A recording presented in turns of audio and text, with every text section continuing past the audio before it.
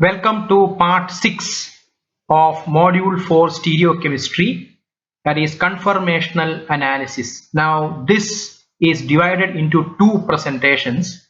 So in the first part we will be discussing general aspects of conformational analysis, and in the second part we will be discussing about conformational analysis in cyclohexanes.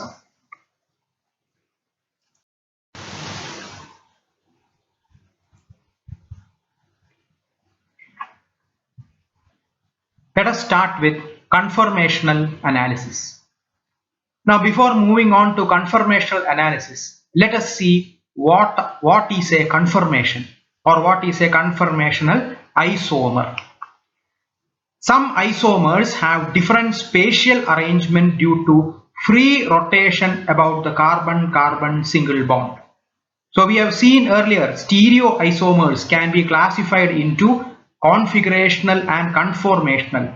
So conformational isomers, they have different spatial arrangement due to free rotation. Now if you look at this animation, you can see this is a compound containing a carbon-carbon single bond. So these black atoms, these are the carbons, there is a single bond, and around the single bond, these groups, they can rotate freely.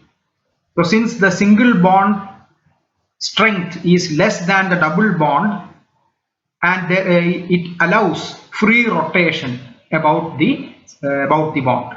Okay, so due to this free rotation, different spatial arrangements can arise. Now look at this green atom. This green atom can be close to this one. It can be far away from this one. So different positions can arise, and due to that we will get different isomers. So these isomers are called conformers. Okay, isomers which show different spatial arrangement due to free rotation about the carbon-carbon single bond are called conformers. Conformational isomers, that is called as conformers. Now what is the peculiarity of a conformer? A conformer cannot be isolated from one another. In case of geometrical isomers, we have seen cis and trans, they can be separated from one another.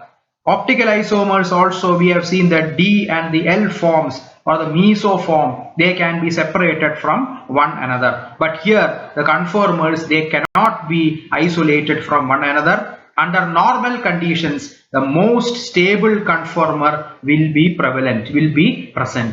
To take a compound which shows conformational isomerism, under normal conditions, the most stable of these isomers. Let us look at the conformations of ethane. So ethane exists in different spatial arrangements. So let us see what these are. Ethane, this is the structure of ethane, CH3CH3. Now we can use the Newman projection formula to represent ethane. So we can view this molecule along the carbon-carbon bond. So these are the two conformations of ethane. This is the eclipsed form of ethane, and this is the staggered form of ethane. Eclipsed and staggered ethane. So you can see in this eclipsed form, see these hydrogens, all the hydrogens are eclipsed.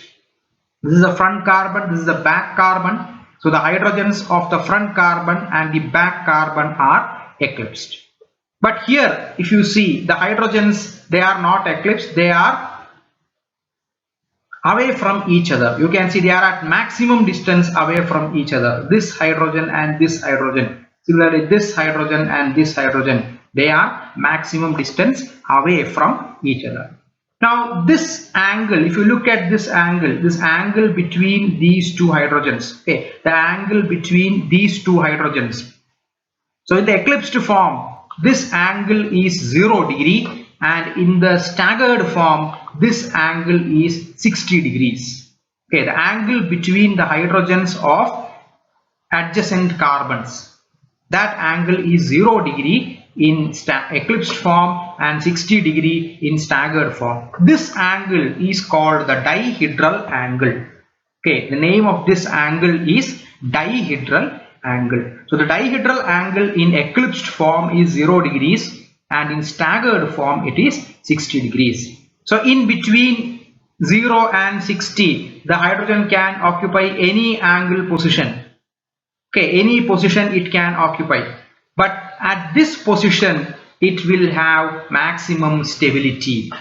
Okay, when the dihedral angle is 60 degrees, that position the compound, the molecule will have maximum stability, whereas when the dihedral angle is 0, the stability is minimum stability or maximum instability. So the eclipsed form is unstable and the staggered form is stable. So under normal conditions, ethane will always exist in the staggered conformation.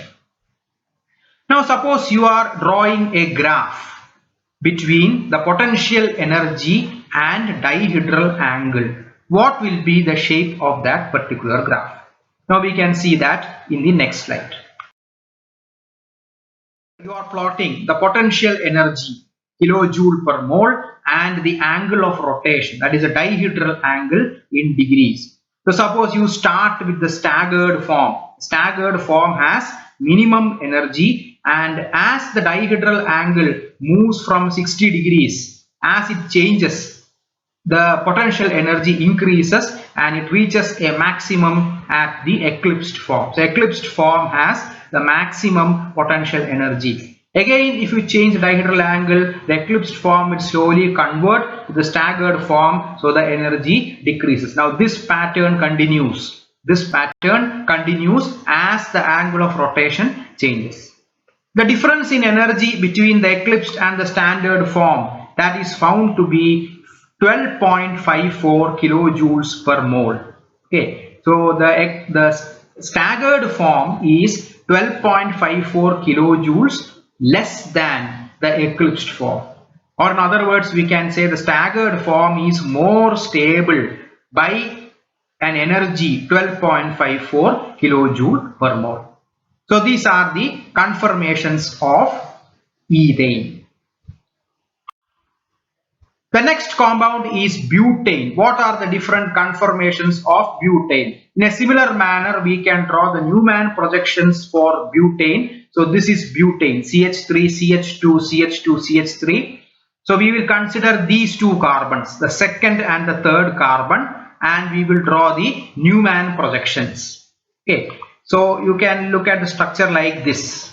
So CH3, CH2, CH2, CH3. Now this carbon has three groups, one CH3, one H, one H. This carbon also has three groups, one CH3 and the two hydrogens. So we can represent butane using the Newman projection in this manner. So there will be three eclipsed and three staggered conformers for butane.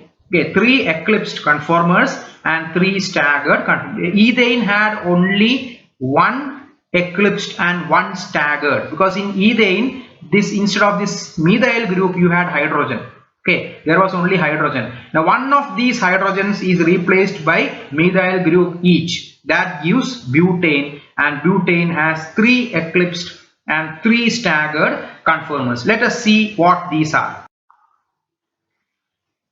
This is the eclipsed form. This is called eclipsed 1 conformer, and this is the second eclipsed form. This is called eclipsed 2 conformer. So these are two eclipsed conformers. Now if you look at these structures, you can see in this structure one methyl group and one hydrogen are eclipsed. Here one methyl group and one hydrogen are eclipsed. Here two hydrogens are eclipsed. This is also the same thing. One methyl, one hydrogen, one methyl, one hydrogen, two hydrogens. But the difference between these two is that these two are mirror images. Okay, these two are mirror images. So the eclipsed 1 and the eclipsed 2 conformer. Then we have the third eclipsed form, that is called as the fully eclipsed form. So you can see here, fully eclipsed means the two methyl groups are eclipsed, the two hydrogens are eclipsed, these two hydrogens are eclipsed. Okay, fully eclipsed conformer. Now what happens in this fully eclipsed conformer? Now one important thing that you should note in case of eclipsed conformer is that these two groups are very close to each other. When the dihedral angle is 0, these two groups are very close to each other, and since these two are bulky groups, okay, methyl groups, they are bulky groups, that leads to steric interactions.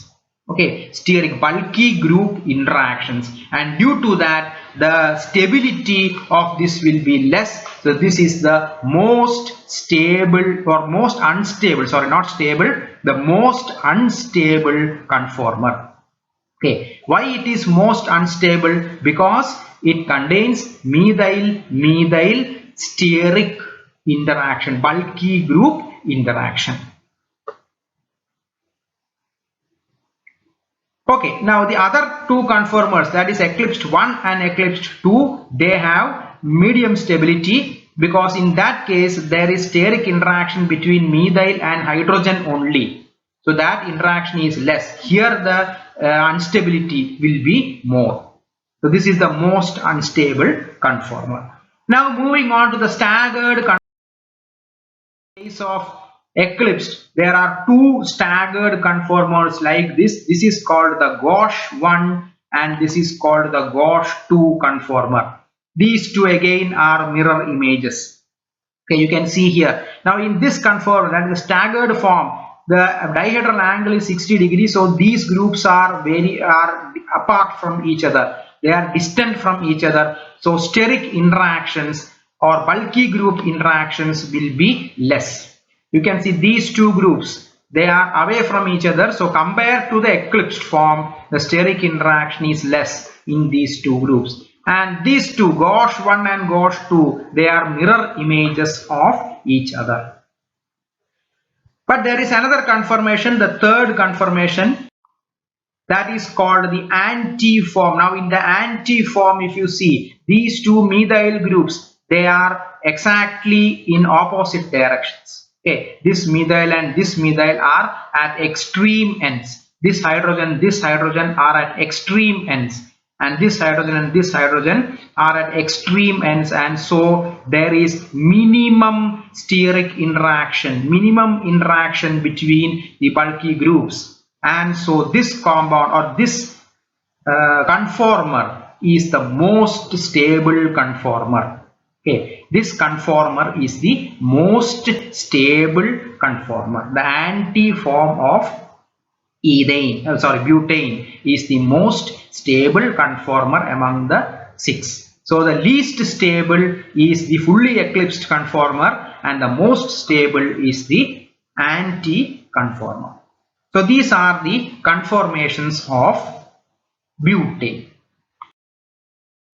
If you are plotting again the potential energy diagram, potential energy versus angle, if you are plotting, let us start with the anti-form and you increase the angle of rotation. So the potential energy increases, it becomes the eclipsed form, eclipsed 1, and then again when the angle changes, it converts to the gauche 1, so the potential energy decreases, and again it increases, it reaches a fully eclipsed, then again comes down, reaches the gauche 2, again increases, reaches the eclipse 2, and again comes back to the anti-conformer. So between two anti-conformers, you can see there are different changes. Eclipsed 1, gauche 1, fully eclipsed, gauche 2, and eclipsed 2.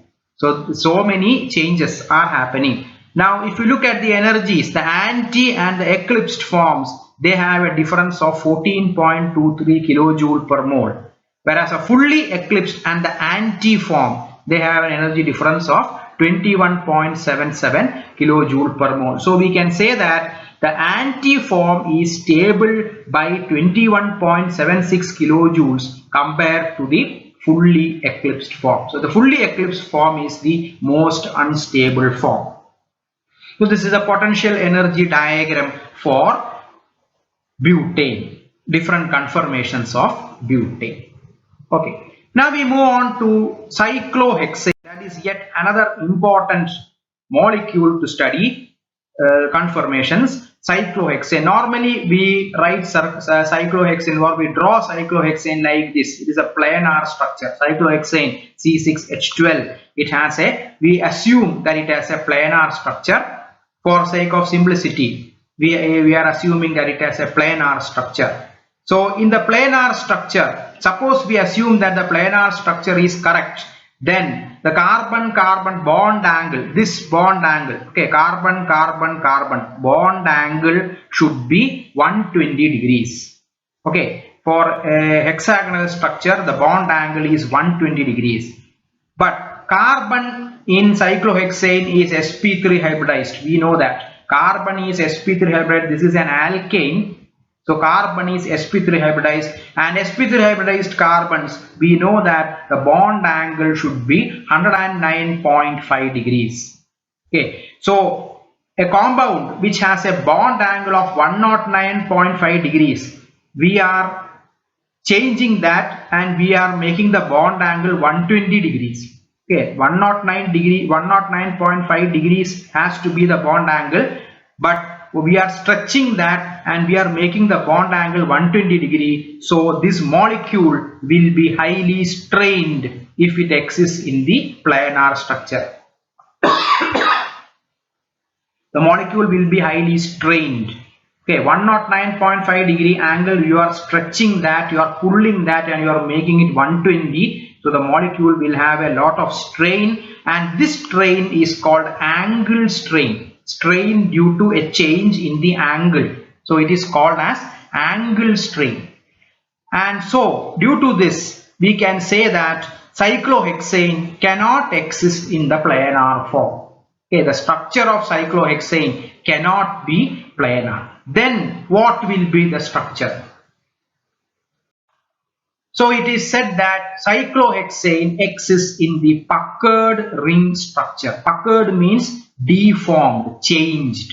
Okay, there is some change in the ring structure. So it is called puckered ring structure. Now there are three different puckered ring structures which have been established. One is like this. It is known as the chair form. Now if you look at here, there are 6 carbon atoms. 4 are sitting in this plane and the 2 are in another plane like this. So this resembles a chair. These are the legs and this is the backrest. So this is like a chair. So it is called a chair form. So this is one type of puckered ring structure. Now another type of structure, in this chair, if you pull this leg and make it upwards, you will get a structure like this, and that is called the boat form. It resembles a boat. Okay, like it resembles a boat. There are 6 carbon atoms. It resembles a boat. Now in this boat, if you slightly twist this portion, this is a rectangular portion, you slightly twist it, you get what is called as a twist boat form. Okay, so these are the 3 puckered ring structures which are possible: the chair form, the boat form, and the twist boat form for cyclohexane. And it is found that the chair form is the most stable among these 3. Chair form is the most stable among these 3, and the boat form is the most unstable among these 3. The twist boat has medium stability. So this is the case of cyclohexane. Most stable conformer is the chair form, the most unstable is a boat form, and the twist boat has medium stability. So we will be discussing about the chair and the boat form. Mostly we will be concentrating on the chair form, but some important characteristics are there for the boat form, that also we will discuss. Now this is the chair conformation for cyclohexane. I have represented the hydrogen atoms also. The carbon atoms are named 1, 2, 3, etc. There are 6 carbon atoms, and the hydrogens for each carbon atom I have represented there. So the hydrogens I have drawn in 2 colors. One is blue and one is black. Each color represents a different type of hydrogen. All hydrogens are, even though they are equivalent, but positionally they are different. The blue hydrogens are called axial hydrogens, and the black hydrogens are called equatorial hydrogens. Now let us see what do you mean by axial and equatorial. Suppose you assume an axis passing through the center of this plane. You are assuming an axis passing through the center of this plane. Then you can see these blue hydrogens, they are parallel to this axis. Okay, the blue hydrogens are projected parallel to this axis, and so they are called axial hydrogens.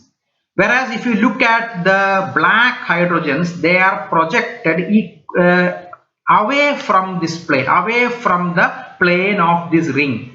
If you assume this entire ring to be in a plane, then these hydrogens are projected away from that ring, okay, away from the ring. So they are called the equatorial hydrogens. So axial hydrogens parallel to the central axis, equatorial hydrogens projecting away from the ring, okay, parallel to the axis of the ring and projecting away from the ring. That is what is meant by axial and equatorial hydrogens. Now let us see some features of this particular structure, that is the chair structure, and these hydrogens, axial and equatorial hydrogens, there are some features that we can discuss. Now if you look here, for each carbon, the axial and equatorial are oriented opposite to each other. Let's look at this carbon, carbon number 1. Axial is upwards, equatorial is downwards. Look here, axial is downwards, equatorial is upwards. So for each carbon, if the axial is upwards, then equatorial will be downwards, or the opposite. If the axial is downward, equatorial will be upward. So if axial is up, then equatorial is down, and vice versa. So that is one important feature. For each carbon, the axial and the equatorial are oriented in an opposite direction. If axial is upwards, then equatorial will be downwards. Another feature, if you are comparing these two axials, that is the axial hydrogens of adjacent carbon 1 and 2 carbon, axials if you are comparing, then these hydrogens are in the opposite direction. If in one position axial is upward, in two position axial will be downward. Similarly for equatorial, one position equatorial is downwards, two position equatorial is upwards. So for adjacent carbon atoms, axial hydrogens are in opposite directions. Similarly, equatorial hydrogens are also in opposite directions. Okay, axial and equatorial hydrogens are in opposite directions. Then, for alternating carbon atoms, let us take carbon atoms 1 and 3, alternating. Okay, the axial hydrogens, they are in the same direction and they show a steric interaction, the bulky interaction, which is known as diaxial interactions. So if you consider any one carbon, the hydrogen sitting in the carbon from the third position or at the third position, that one will show diaxial interaction. For example, if you consider carbon 1, this axial hydrogen at carbon 1, it will show a diaxial interaction with the axial hydrogen at carbon 3. Similarly, axial hydrogen at carbon 2 will show diaxial interaction with axial hydrogen at carbon 4. Okay, alternate carbons. The axial hydrogens of alternate carbons show a steric interaction which is known as diaxial interaction. This interaction is minimum if the group is hydrogen. But if you replace hydrogen and you put another bulky group like methyl group or something, or a higher alkyl group, the steric interaction will be very high.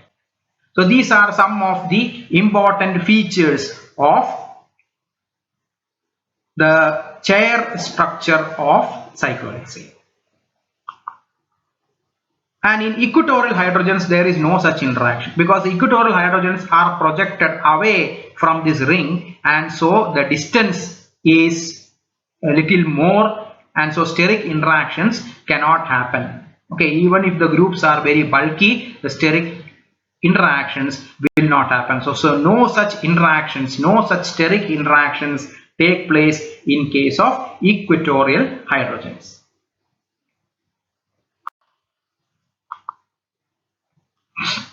Now, here I can just change this structure. What I am doing is I am pushing this downwards and I am pushing this upwards. You will get the same ring.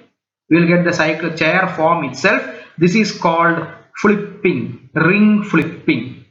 Okay, you are flipping, changing. This one I push it down, I make it the leg, and this one I push it up, I make it the backrest part. So I will be getting the similar structure. This is another conformer. Okay, this is another conformer of this molecule of the chair form. This is a flipped conformer. Now you can see here the blue atoms, the blue hydrogens are the axial hydrogens. So after spin flipping, let us take this carbon 1. Okay, so in carbon 1, the blue hydrogen was axial, it was pointing upwards. Okay, when it flipped, what happened? It became the equatorial. It is pointing upwards itself, but it became the equatorial hydrogen. And this equatorial hydrogen, it became the axial hydrogen. So when ring flipping takes place, the axial and the equatorial hydrogens get exchanged. Okay, axial and equatorial hydrogens get exchanged and the direction of projection reverses. Okay, direction of projection also, that is axial was upwards, here axial became downwards. Okay, equatorial was downwards, here equatorial became upwards. So the axial and equatorial hydrogens get exchanged and the direction of projection of the axial and the equatorial, that also changes. So this is another important feature, that is called ring flipping. Now if you look at the boat form of cyclohexane, boat form is highly unstable. Now why is the boat form unstable? Because the problem with the boat form is 29 or approximately 30 kilojoules greater than chair form in potential energy. The main problem with the boat form is all the bonds are eclipsed. Okay, in the chair form, all the bonds are staggered and so it has stability. Here, all the bonds are eclipsed and so there is maximum steric interaction and so there is less stability. So the energy is 29.72 kilojoules greater than the chair form. In addition to that, there is one more feature. If you look at these hydrogens, the hydrogens at these two positions, these two terminal positions, the hydrogens are very, or the whatever atoms, whatever groups are there, they are very close to each other like this. Okay, they are very close and this position is called flagpole position. Flagpole position. Okay, these positions are called flagpole positions and the groups at these flagpole positions, they undergo steric interaction and that leads to reduced stability. The terminal hydrogens undergo flagpole interactions. In some compounds, the boat form can be more stable due to some additional interactions at the flagpole position. Let us see an example. For example, you take 1,4-dihydroxycyclohexane. This is 1,4-dihydroxycyclohexane and this compound is more stable than the chair form. Okay, so why does it have stability? The additional stability is due to this hydrogen bonding. These OH and this OH groups in the flagpole position, they can undergo hydrogen bonding and this hydrogen bonding gives a stability, additional stability to this particular conformer. So the boat form in some compounds like 1,4-dihydroxycyclohexane shows more stability due to additional interactions like hydrogen bonding. So this is the conformational analysis for ethane, butane and cyclohexane.